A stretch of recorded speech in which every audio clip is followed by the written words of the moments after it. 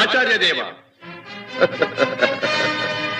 ఏమంటివి జాతి నెపమున సూత సుతుల కింద నిలువ అర్హత లేదందువా?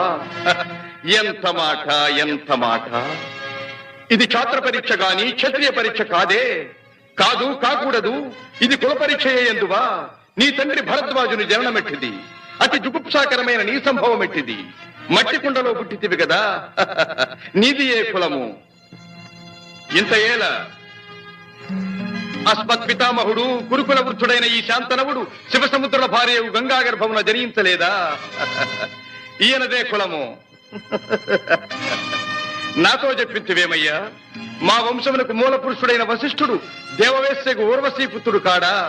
అతడు పంచమజాతి కన్య అయిన అరుంధతి ఎందు శక్తిని, ఆ శక్తి చండాళంగన ఎందు పరాశరుని, ఆ పరాశరుడు పల్లెపొడిచైన మత్స్యగంధి ఎందు మా తాత వ్యాసుని, ఆ వ్యాసుడి విధవరాండ్రైన మా పితా